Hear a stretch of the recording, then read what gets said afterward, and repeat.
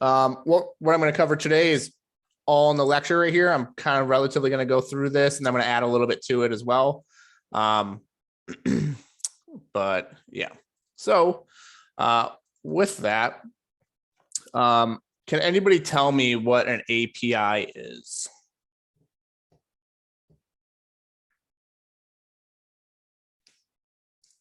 Application programming interface. All right. So, and what does that mean?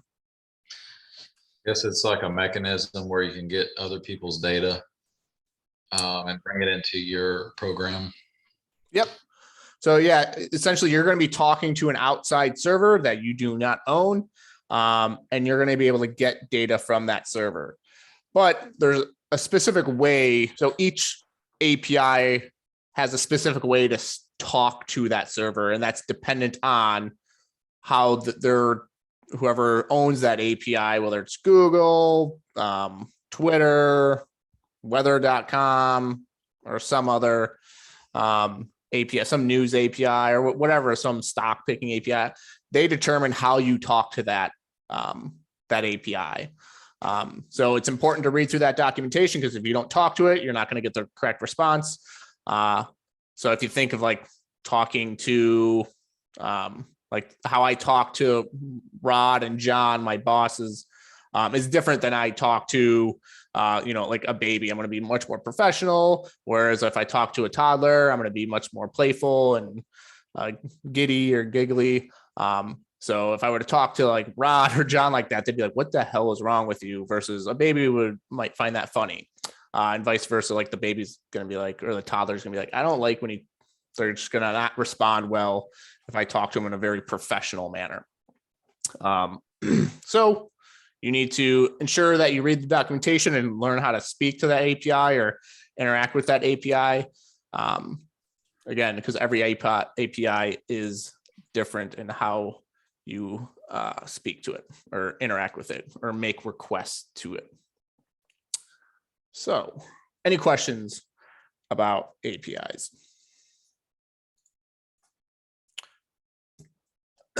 So,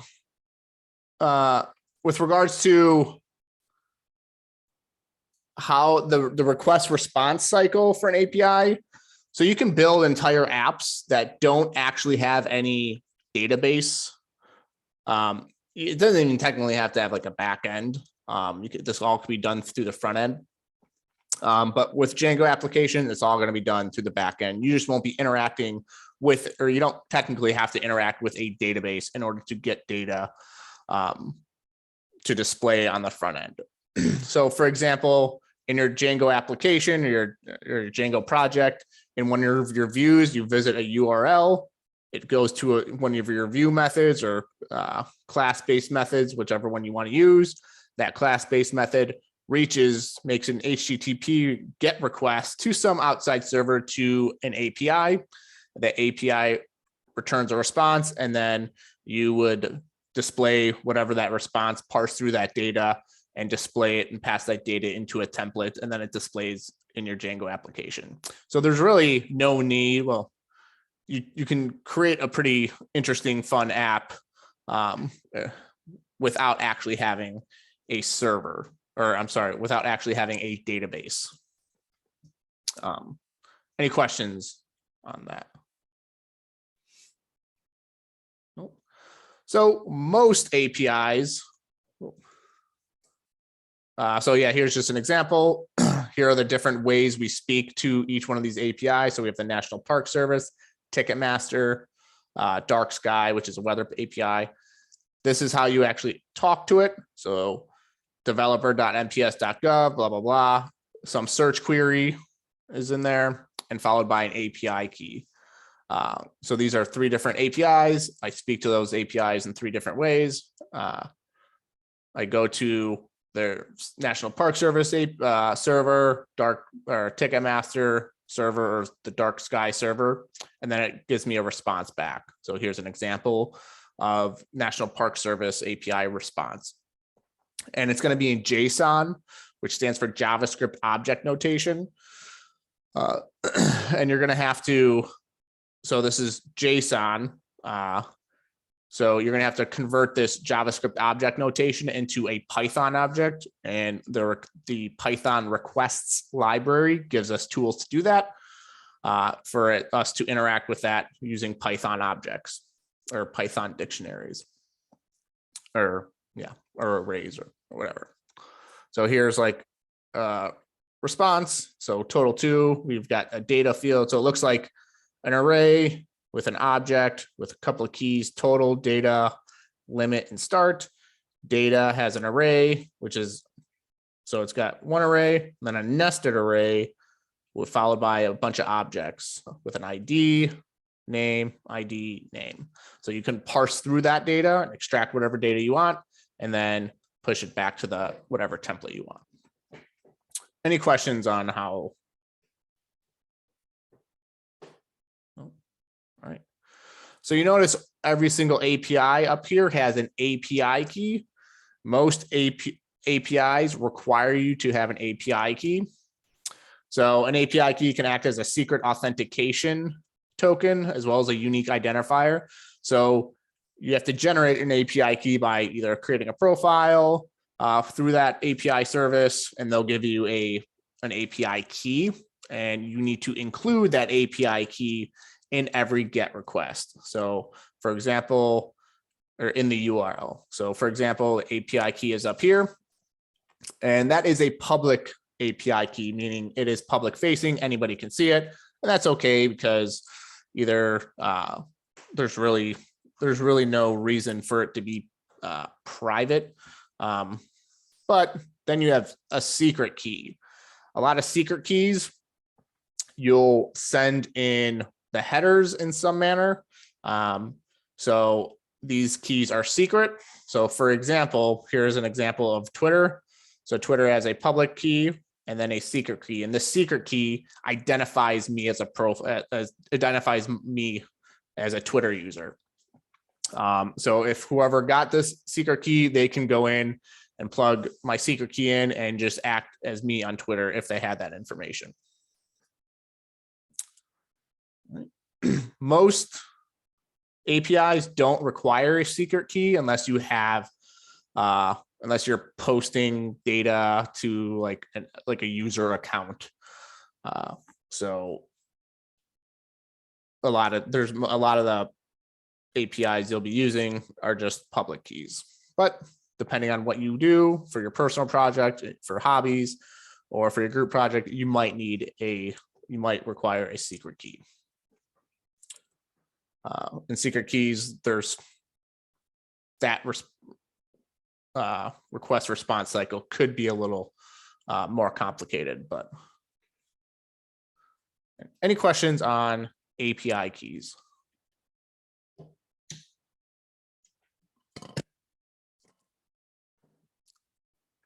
All right. So with that, let's go ahead and actually create. Let's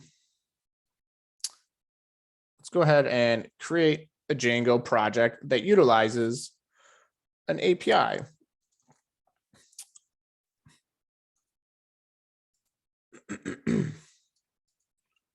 So I'm going to make a directory called Django API, cd into Django API. Clear. Can everyone see this? Yeah. Yes. Yeah, awesome. All right. So I open it up into a new VS Code window. And all right.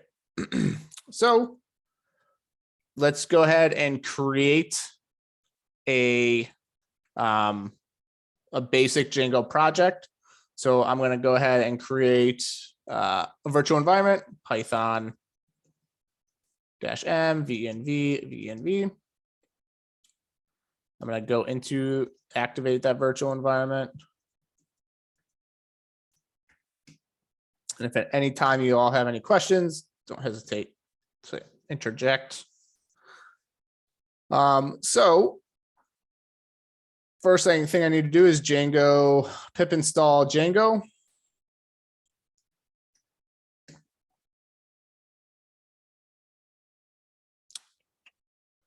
All right. And now, what do I want? I'm going to go ahead and Django admin, start projects, or start project. I'm going to call this landmarks. Landmarks. Oh, dang it, I did it again. I want to not have my landmarks project nested. There we go. All right. So I've got my landmarks Django project. I'm going to go ahead and then create a Django app called map. So I'm going to essentially what I'm going to have is I can do it one of two ways. I'll leave it up to y'all. If you want me to use, I want to essentially display a bunch of landmarks and have a Google map display the landmark as well as some other information, just like the landmark and the address or something like that. If we get time as well, we can also display the weather at that landmark and or work with another API and display another something else at something else on another URL.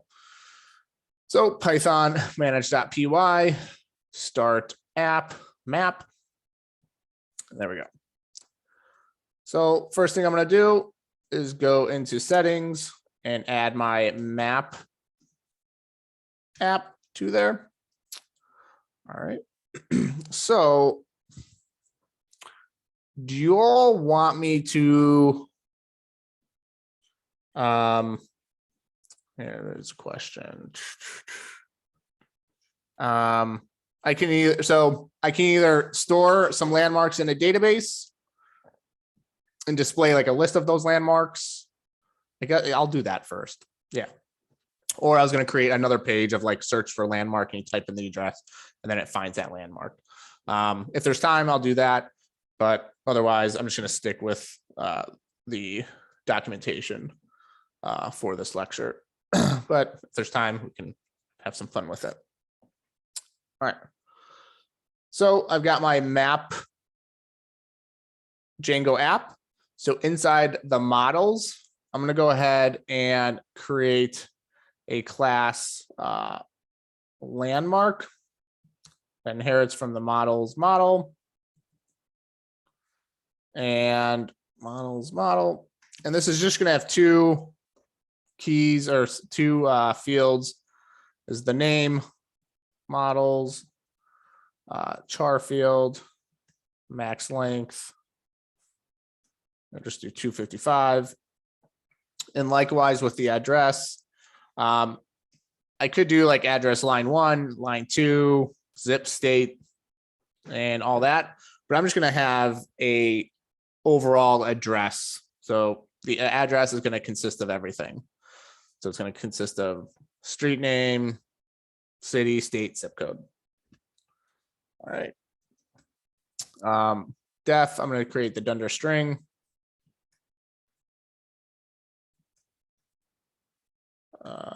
And then return f string. We can do the self.id.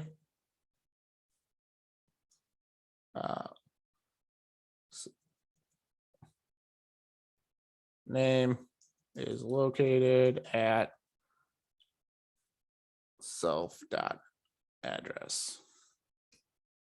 All right. So I've got my name, address, and I've got my dunder string method. What questions y'all have about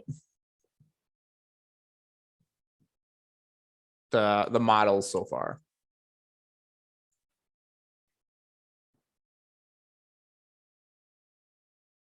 Nope. All right.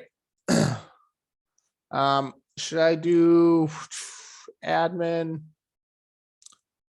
Yeah, I'll go ahead and create admin, create a super user and just add some landmarks real quick.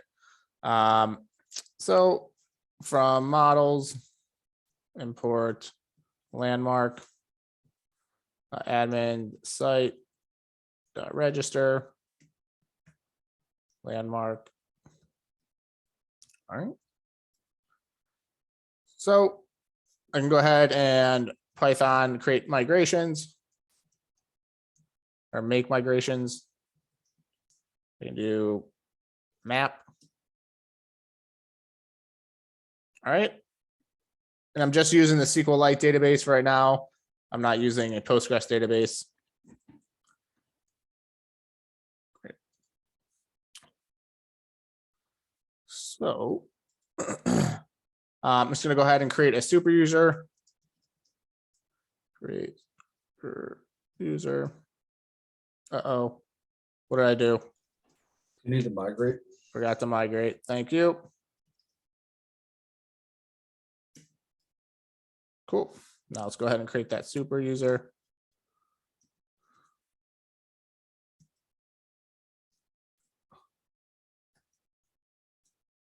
Let's go ahead and run that server. Cool.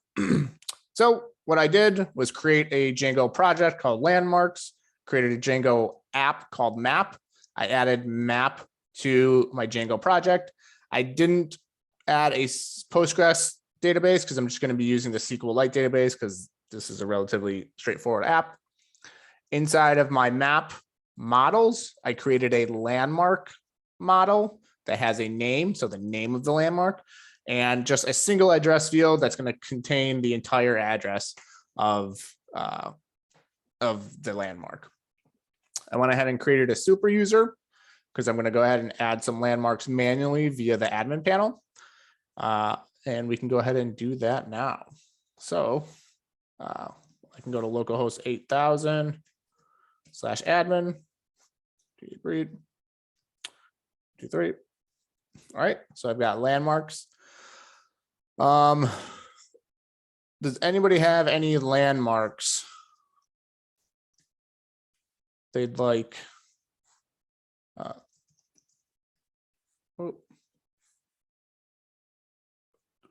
That they Do the White House. what's that? You can do the White House. The White House. All right. Let's see. Save and add another. What's the White House? Is it 5000 or what something Pennsylvania Avenue? 1600, I believe. 1600. Yeah. There we go. See if this works.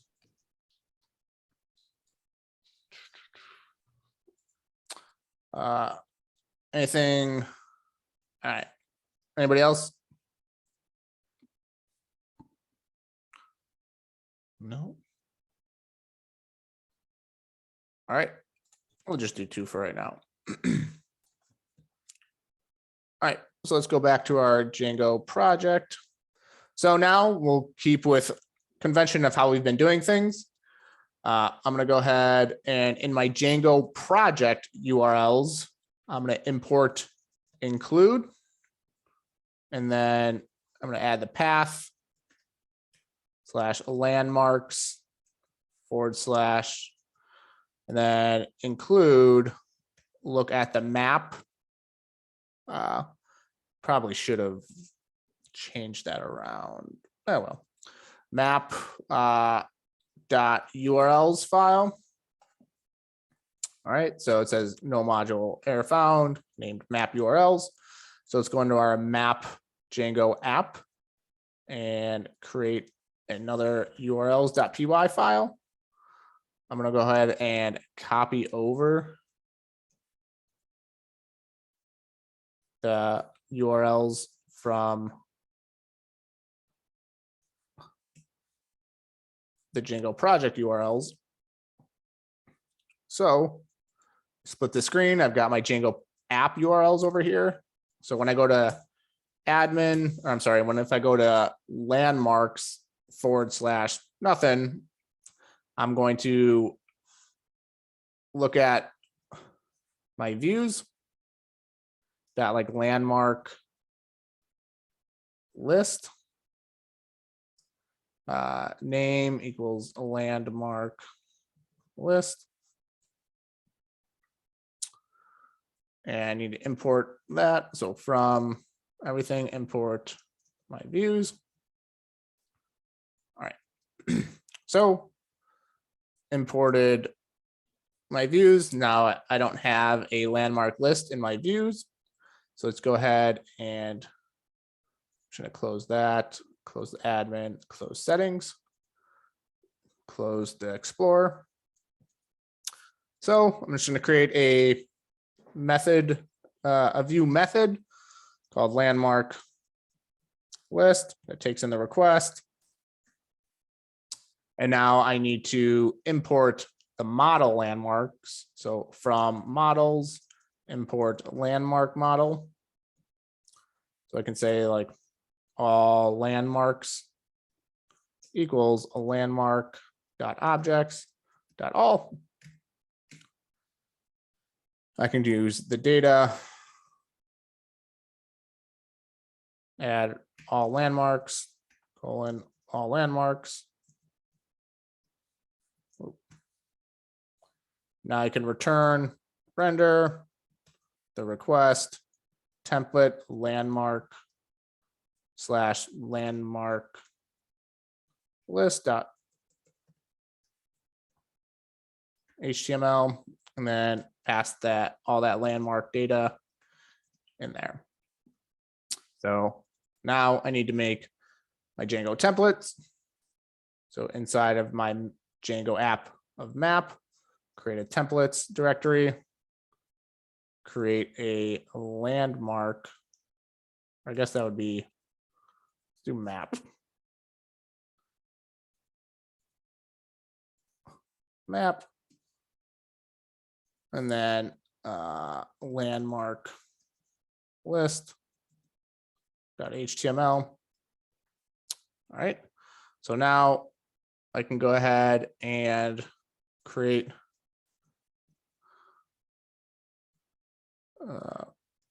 H1.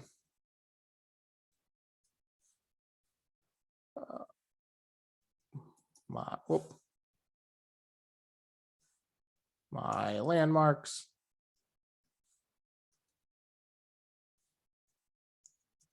So for landmark and all landmarks,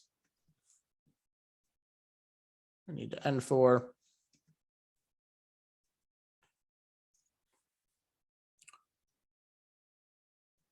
I can do div h2 tag, then a tag, and just go display the landmark dot name. Add an href here. I'm just going to go, I'm going to use the named route, but I haven't created it yet. And then I'm going to use the address.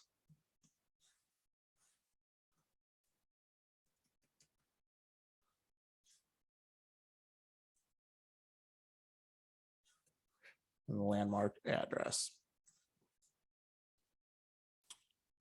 All right. So if everything worked correctly, so inside my Django app URLs, if I go to landmarks / nothing, it goes to the landmark view method, landmark list view method. Here's that landmark list, takes in the request, queries the database, grabs all the landmarks from the database, assigns it to an all landmarks variable.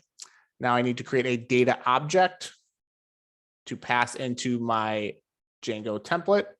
So all landmarks equals all the landmarks Django query, which is a query set of all the landmarks. And then I'm rendering the landmark list Django template, and I'm passing all those landmarks into that Django template. So in here, I'm looping through all the landmarks. So for each landmark, I'm going to display the landmark name and the landmark address. What questions do you have about that process?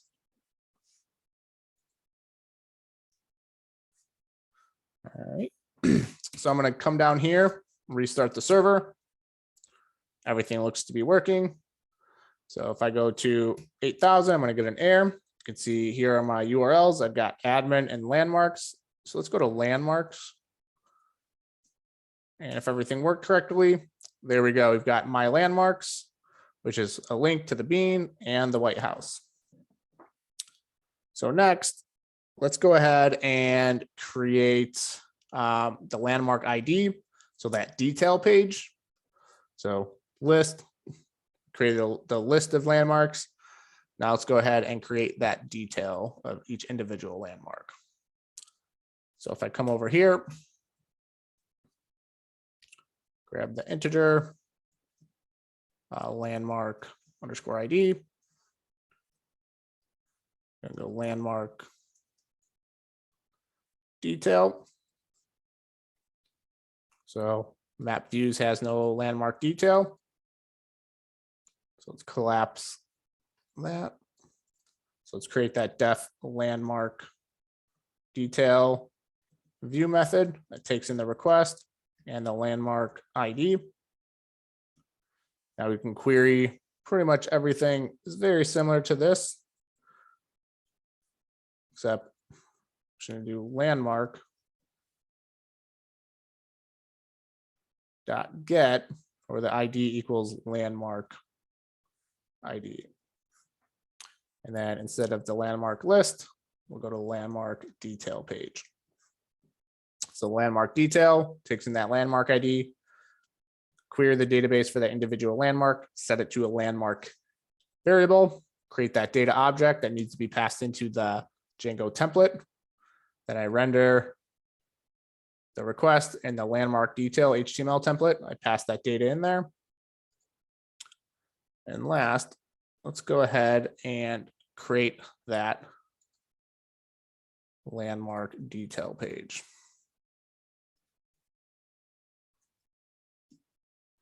All right. So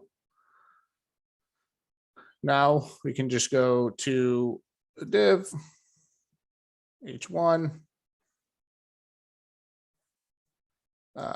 landmark dot name,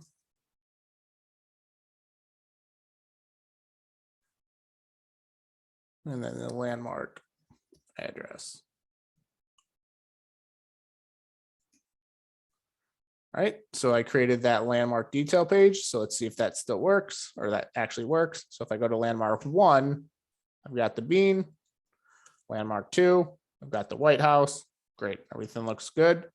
So let's go back to that landmark list and update this link. Let's go ahead and make this a named route. So we got a URL. What was it? Landmark detail. And we can say the landmark detail is the landmark ID equals landmark.id. I'm explicitly just saying what in the URL that this landmark ID is associated with, and that's that landmark ID inside of that URL. But since there's only one, I don't necessarily need this landmark ID equals, because it already kind of knows that this landmark ID is the only place it can go is right here. But I like to be explicit. So let's go back and see if this still works. So the bean, White House, great. Questions on that?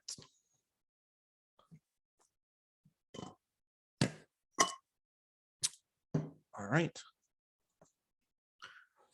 All right, so we've created a landmark list page and a landmark detail page that just lists the address of each landmark.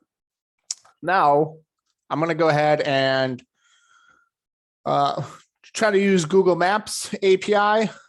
Google has a plethora of different APIs for you to use. Some of them are free, some of them are paid. What we're going to be using is a free API. It's really straightforward to use. It just requires a little bit of reading and some things kind of to remember.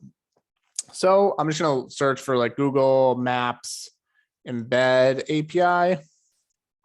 So here we go. You may want to create an account, but if you have a Gmail account, so it already kind of comes up. So here's the Google Maps embed API, and we can just read through the documentation and kind of follow the instructions. So the Maps embed API lets you place an interactive map or street view panorama on your web page with a simple HTTP request, no JavaScript required, which is good. So here's an example. You can set the Maps embed API URL as a source attribute in an iframe. So here is an example. So we have an iframe. It looks like we have some attributes on that iframe. And again, this is just an HTML tag iframe. So if you type in like HTML iframe, this is like right in here is literally an iframe. You can kind of see what that looks like. Just iframe, it's pretty simple. So in here, for an example, it looks like we have a source attribute of what data should be displayed within this iframe.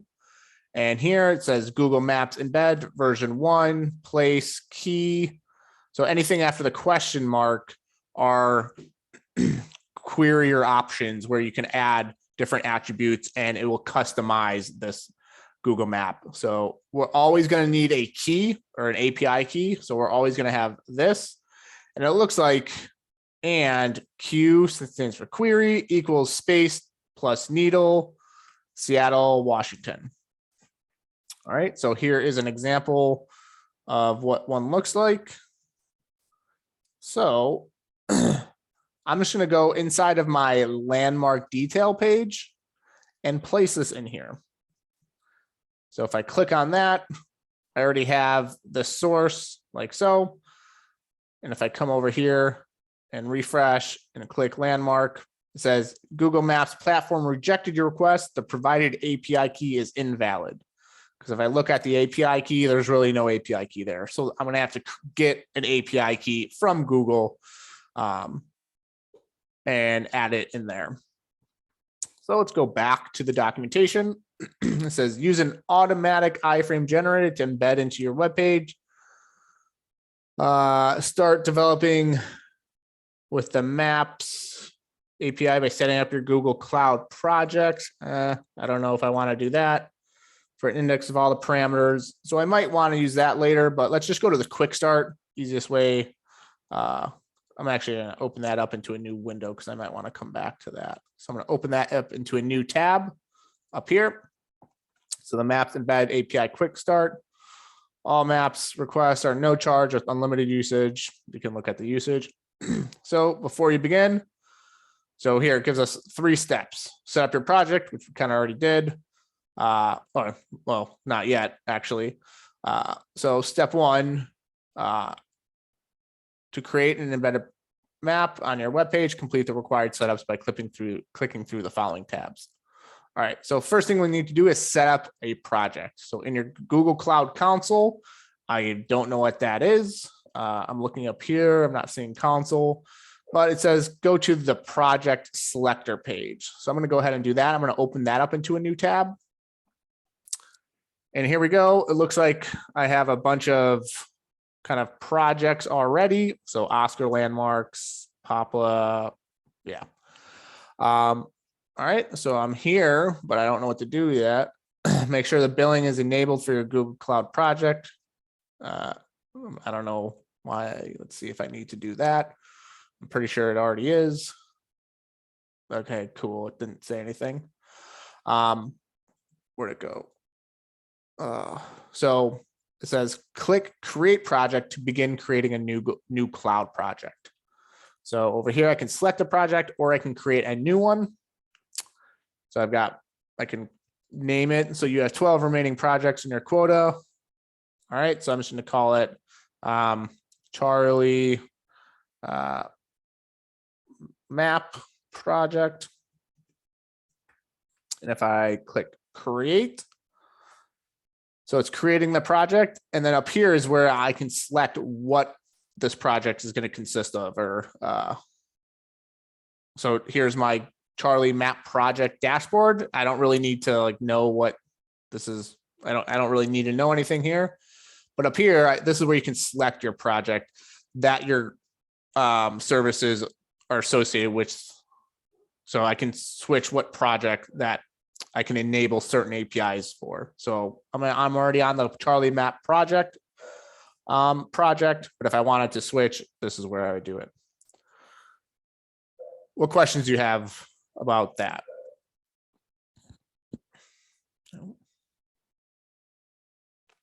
All right, you don't really need to know anything up with that. So it looks like I already did all that. Now I'm going to go, you don't need to use the cloud software developer kit, just use it the console. So now I'm going to go on to step 2. It says enable the maps embed API.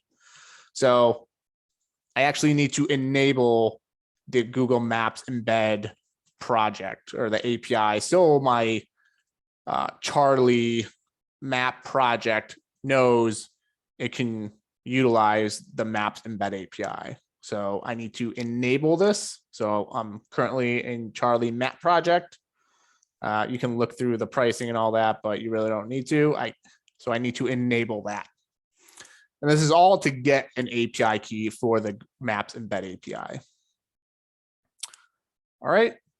So now I'm in this part. I don't even know what this part, the APIs. It looks like I've enabled the Google Maps embed API, and you can see all these different other APIs that Google Maps or the Google has. Places API, roads, you can use the software developer kit, all this. So here's my Google Maps embed API. Now I believe I need to go to credentials, but I'm just going to go back to the instructions to ensure that that's where I need to go. So it says go to the Google Maps platform, credentials. On the credentials page, click create credentials, API key. The API key created, and then I can look. So I'm just going to come over to here under the Charlie map, go to credentials. Let's see, I can say create credentials. Is that what it says? Just to make sure. Create credentials, API. API key. So it's creating an API key. And here's my public API key. I don't need a private API key. So, and here it is. It's right there. I can do a quick copy right there. And that's all you really need to do to get your API key. Kind of a lot of steps, but the documentation is very straightforward. So if you just follow it to a T, you shouldn't have any issues. So just quick refresher of what you actually need to do is you need to create a Google Cloud project. Then you need to enable the Google Maps embed API for your project. And then you need to get an API key for the Google Maps embed API.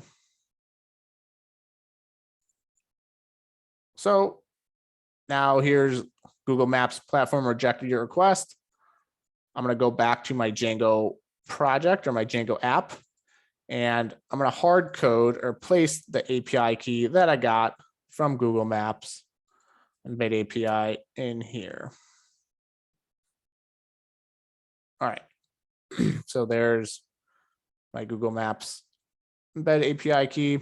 I'm hard coding the address too, but here we're going to make this dynamic. We're going to switch that.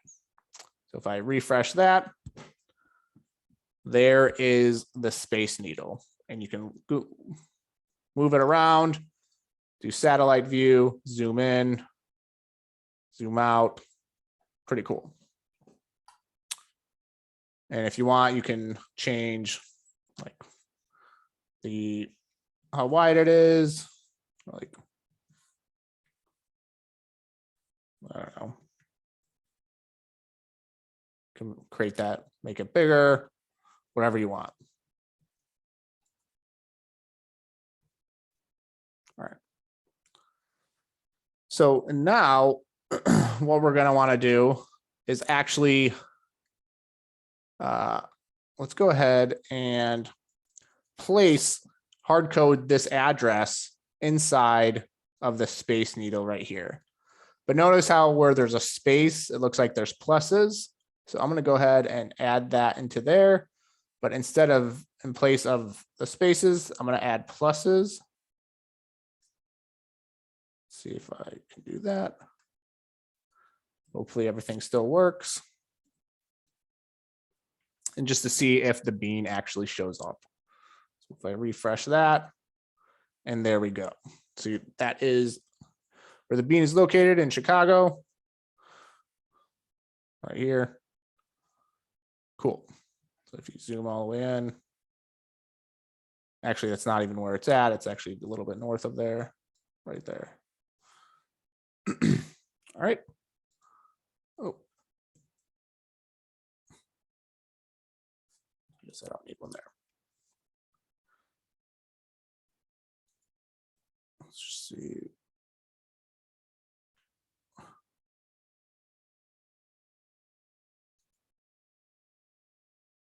See if that worked. All right, interesting. Cool. So I'm going to need those pluses there. All right.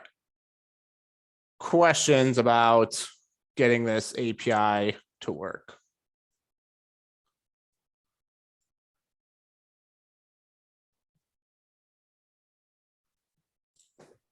Is that, since you said a width and a height on the iframe, is that gonna be responsive or not?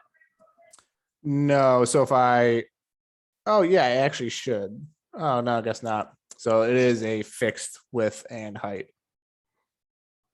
Will that take an auto argument? The height, and Uh-huh. so if I do the width, this, let's actually make, I don't know. Let's see. So yeah, it does, but I still think, yeah. You can mess around with it, with the settings, and you can add styling to it. Like here's a style tag. Let's get back. All right. So now in our views, come on. In our landmark detail page, in addition to sending the landmark address, I want to extract this and add this to generate a Google address. So essentially what I want is a Google address to go inside of that template.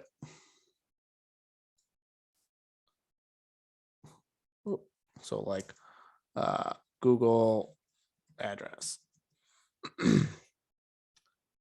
So I'm just going to paste this address in here just for reference.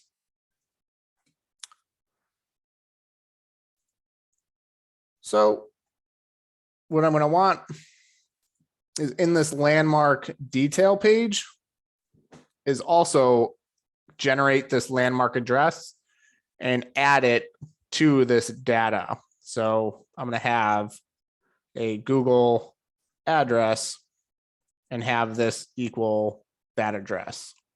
So if I, let's just, whoop, if I hard code that like so, and I pass that data into there.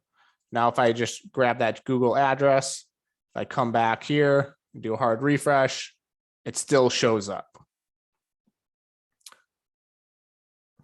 But let's go ahead and create a separate method to actually generate that address. So I'm going to say def generate Google address, which so this is just like a helper method. That's why we've got this little underscore in front of it. That's just an indicator to other developers that this method is only utilized within this file. And this method is going to take in an address from that landmark. And what I'm going to do is generate this address. So the first thing I'm going to need to do is add pluses or I think it's pluses, or how do you do a space in the URL? In the URL, is it percent 20, percent 20? Okay.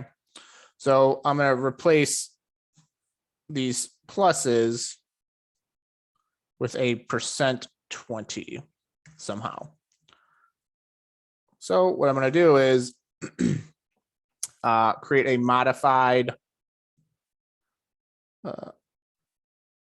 address variable and take in the address I pass in. You have to put another percent after the 20. Are you sure? I shouldn't have to. We'll see. So I'm going to take that address. I'm going to replace all the spaces with a percent 20. So now I'm going to return an F string of this Google address, but instead of hard coding this address, I'm going to pass in the modified address. And now I can say like Google address equals, I'm going to call this generate Google address method and pass in the landmarks address. And here I'm just going to print the Google address in the terminal to see what that looks like. All right. So if I come over here and do a hard refresh, this is going to be broken. But if I come down here and look in the terminal, you can see that landmark address right there. And this is what I need to pass in to the Google address data key, that value. And that data is passed into that template. Now I have access not just to the landmark name and landmark address into my Google temp or my Django template. I also have access to the Google address. So I'm passing that Google address directly into the source key. So if I come over here, now if I do a refresh, I get the bean. If I go back, let's see if the White House works. Comes over here, and I get the White House as well.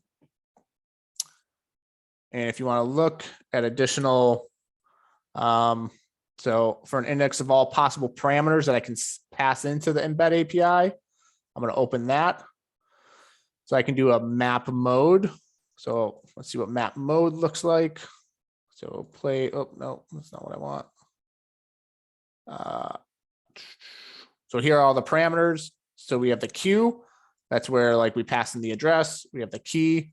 We have the center. We can add a zoom. We can pass in a map type. So I personally like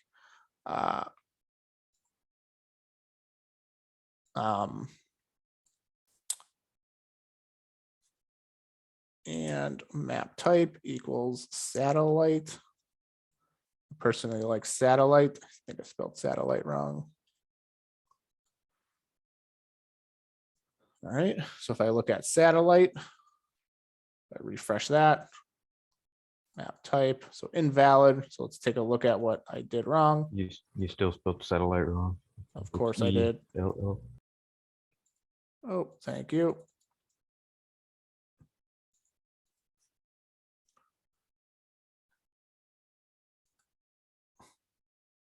There we go. We have a satellite or view.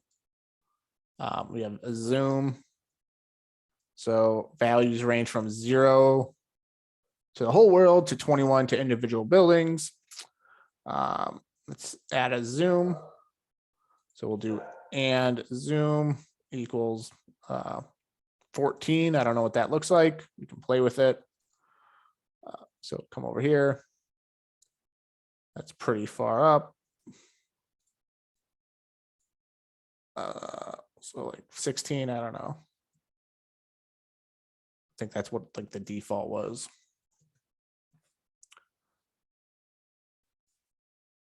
There we go. That's fine. All right. You can read through some of the other modes if you'd like. So you can do center, zoom 18. All right. What questions do you have about utilizing the API? So if I was to use this in my personal project, do I have to pay for this? 'Cause Nope. looking at, it's completely free, because I thought it said after 90 days you get charged. You will 20 never bucks. get, no. No? All right, sweet. I looked at it today. It's when you first sign up, you get I think you get a 90-day premium version where you can have as many projects as you want. Yep. And then after that, it reverts to the free version where I think you can only have 15 projects or something. Oh, awesome, sweet. And you can see all the different products they have for Google Maps. So we've got all these different APIs. If you want your map to do more complex things like maybe show directions or street view or like add pins to like multiple things in a specific app. So if I wanted to add like multiple pins in here to show like different locations of whatever, you might need to use a different Google Map API. But yeah, I would definitely look into, so there's the Embed API. Yeah, I would look into that. There's another, and if you don't want to use Google Map, there's another mapping API, and this is a very popular one. This is what like a lot of companies use instead of Google Maps. I think this actually might use Google Maps, but this is another API, mapping API called Mapbox. Some of this is free, similar to Google Maps, but this allows you to add custom type of maps. So you can either like change your map, like cool stuff, like different colors. And so, yeah, you can kind of see like dark mode, light mode, and you can really do a lot of customization with your maps using Mapbox. All right. Any questions?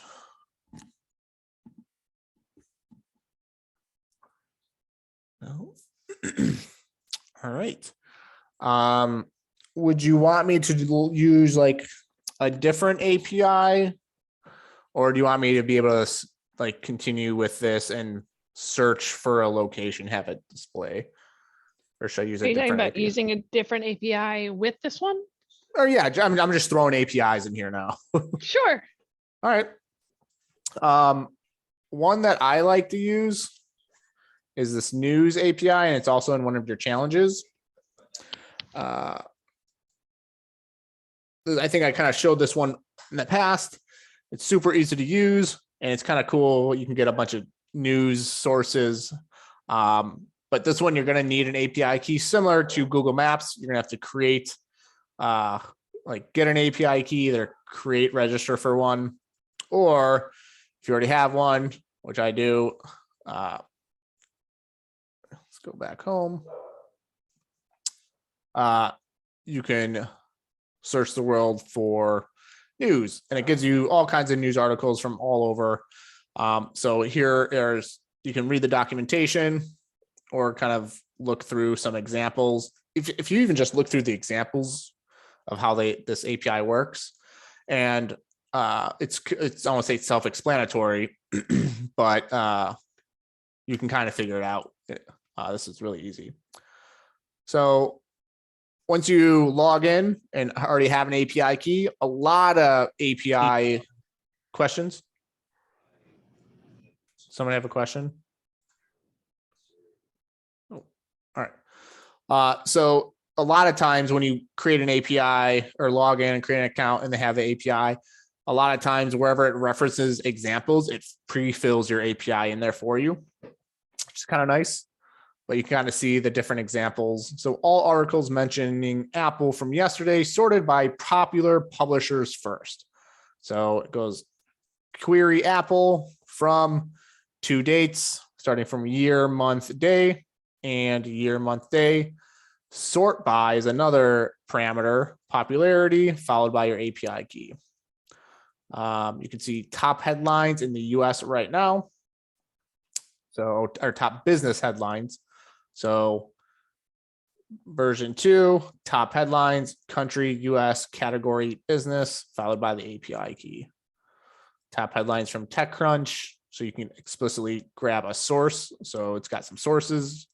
Maybe if you want, Fox News, CNN, MSNBC, or your specifically target specific news sources. Also domains, like what website do you want it to come from, like Wall Street Journal. But you can also look in the documentation, pretty kind of cool. So getting started, searching for news articles. You can search for news articles that mention a specific topic or keyword. So here's just doing get request. Here's the example of the response you get back. You can search for everything endpoint. So let's see, curated breaking news headlines. So it looks like there's a top headlines one. So if I just go to this, let's go up here. So if I do a get request to this, like so, and I don't have that API key, so it gives me an error. Again, this is going to get back JSON, invalid API key, but I already have an API key. So if I, where did that API key go? So if I want to see what my API key is, it's right there. And if I pass in that API key right there and click that, it does a get request, and I get a status okay, total results, articles, and then I can loop through or iterate through each article. Got the Washington Post, CNN, New York Times, CBS, all these. So let's just go ahead and create a route in our Django project or Django app called, URLs.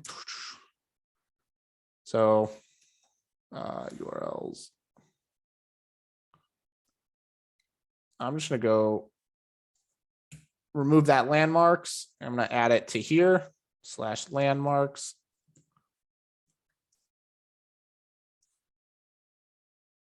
/. Ideally, I'd probably create a different Django app. But for this one, I'm just going to do top headlines /. So if I go to / top headlines, I want it to display the top headlines. So I'm going to say get top, or let's call it top headlines. Like so. So I just want to make sure everything is still working. It's probably not because my view methods don't have top headlines.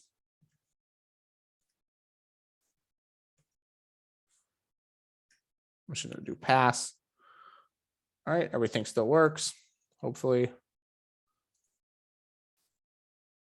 White House still works. Landmarks still works. And then if I go to top headlines, gives an error, top headlines didn't return an HTTP response. All right. So based off of this documentation, I'm going to need to store my API key in here. So what I can do, this is, let's see, I'm just looking right now.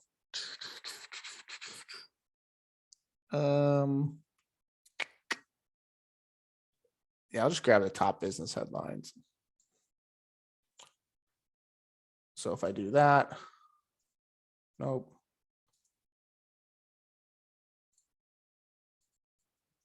So top business headlines. So 70, cool. All right. So I can either store my API key up here, like news API key. Store that up here.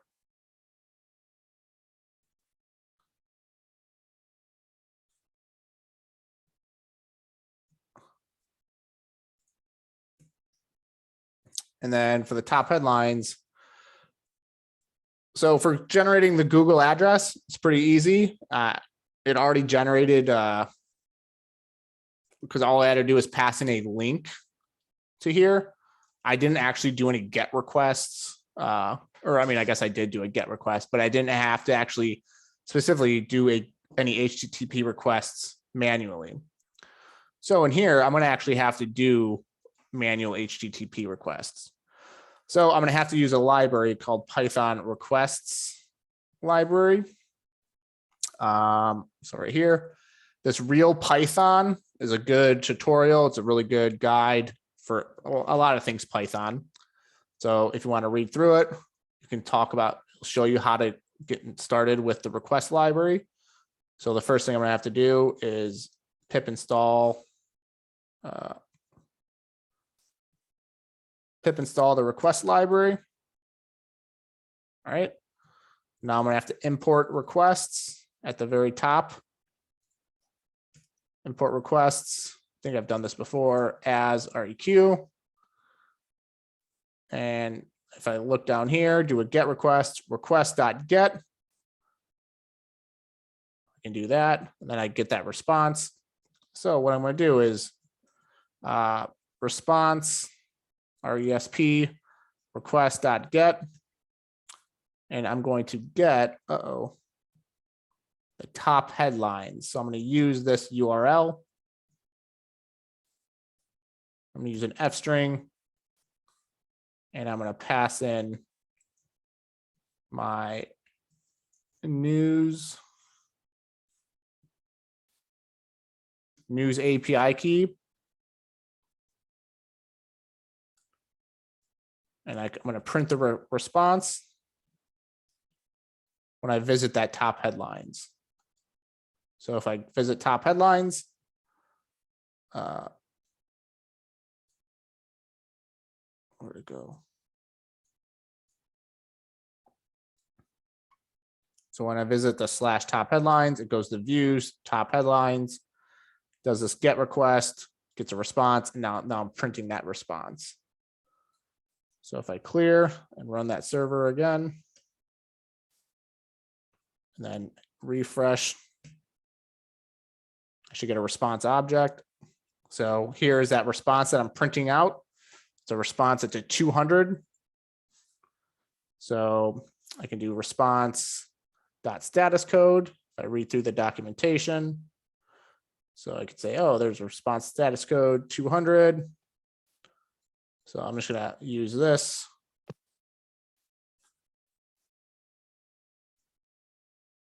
Oh, geez.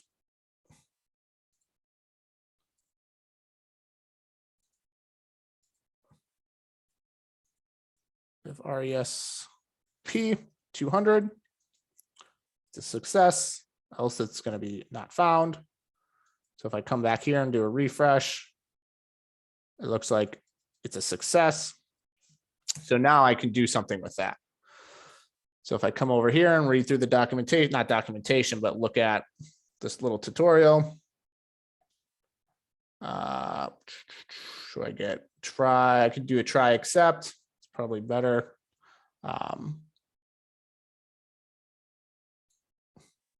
So maybe I'll do a try except. But I can look at the content. I can look at the text. So if I wanted to see print response.content.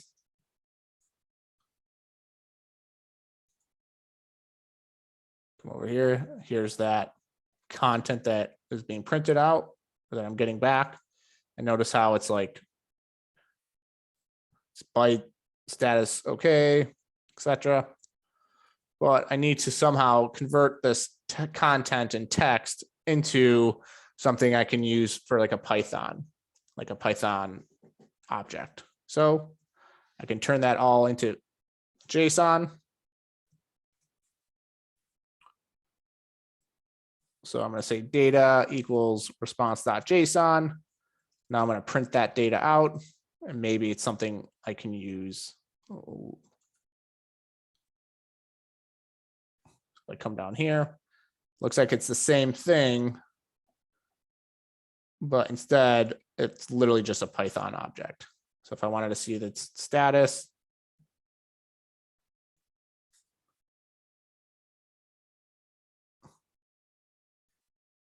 I scroll down. Oh. There's that okay.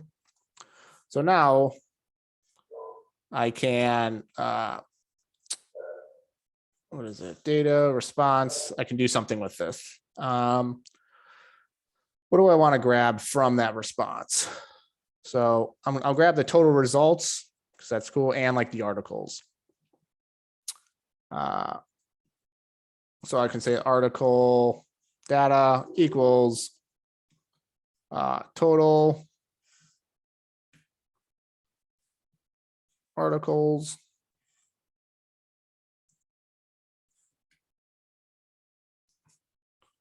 equals data slash total results. And maybe all articles equals data slash, so articles.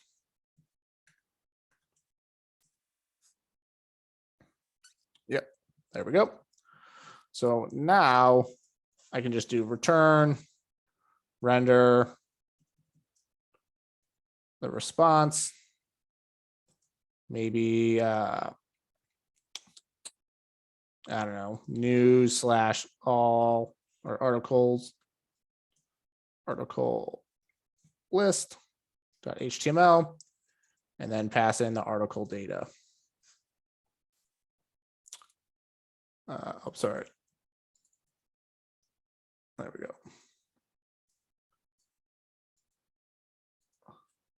I don't need that 404. I should say else.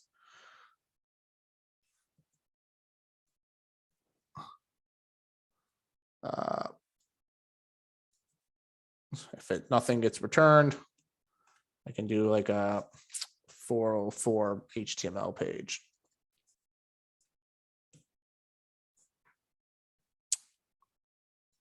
So I'm not going to pass any data. So I guess in my templates, I'm going to create another directory called news. And in here, I'm going to create an article list.html. And I'll just do an H1, not whatever that is.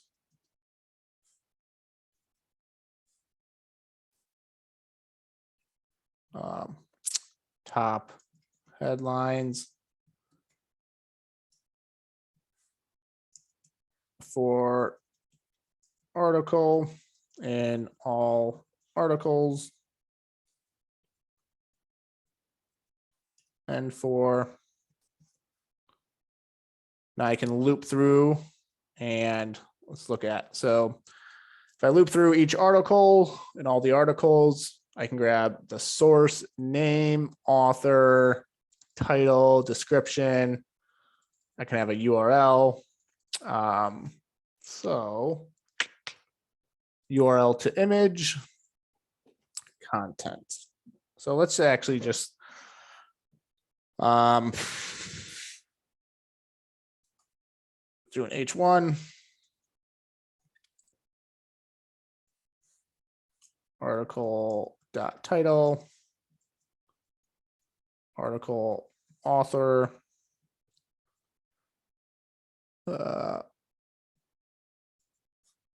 from so article dot source dot name.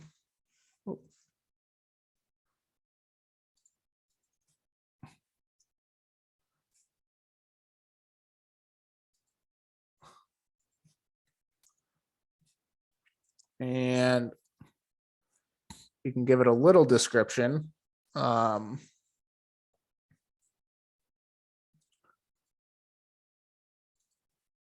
do an H, let's do a paragraph.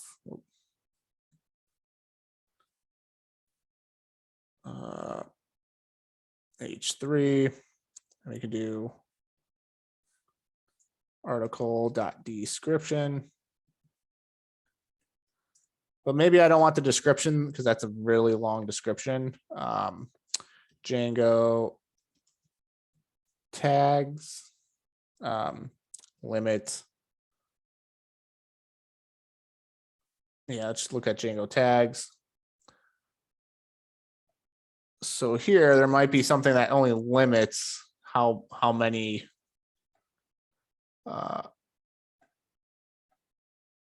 get digit J join.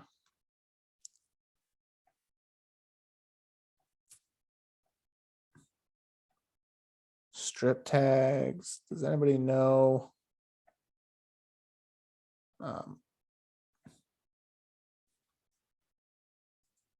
Add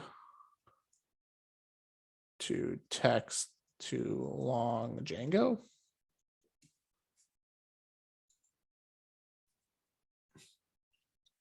Right here.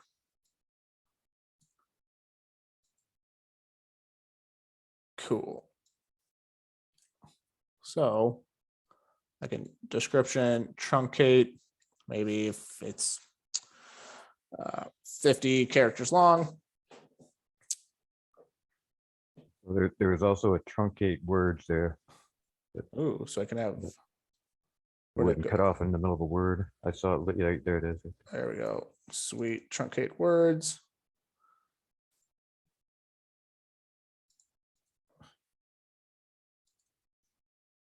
Let's do like 5-10 words. I don't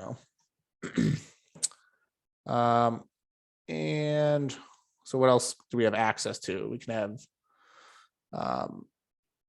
description. We have a URL to image, so we can display an image. Image tag HTML.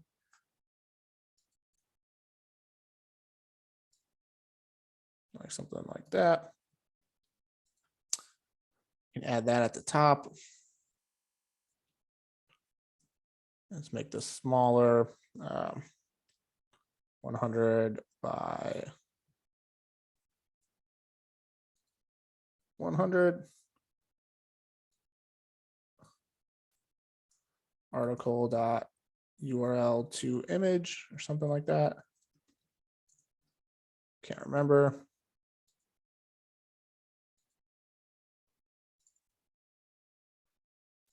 And lastly, can add, make this an A tag.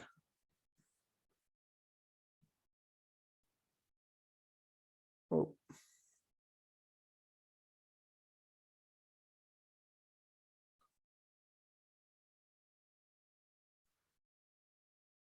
Href. Article dot URL. Target equals blank or something like that. I think that's what it should look like. Let's just see what it looks like. Hopefully I did everything correctly. So if I refresh that, there we go. So I've got the top headlines. So I'll actually also add, not that again.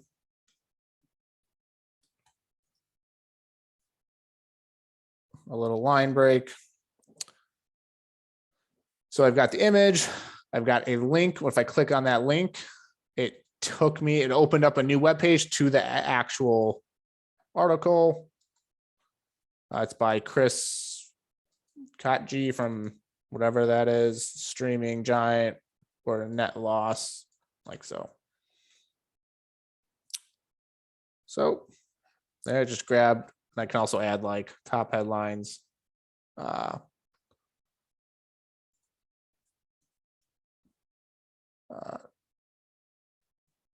Total results equals total articles. And there's the 70. Any questions on APIs? No. Can you touch on cores? We'll touch on cores later on when we actually deploy our apps. Essentially, when you deploy your app, it might not want to, certain websites prevent certain URLs from speaking to it. And if you're making a request to your own app, it might throw some, it's called cores, but yeah, we'll talk about that once we're actually deploying. Okay, thank you. Yeah, problem. But if you're doing everything on your local machine, you don't have any issues. Right. Any questions? All right.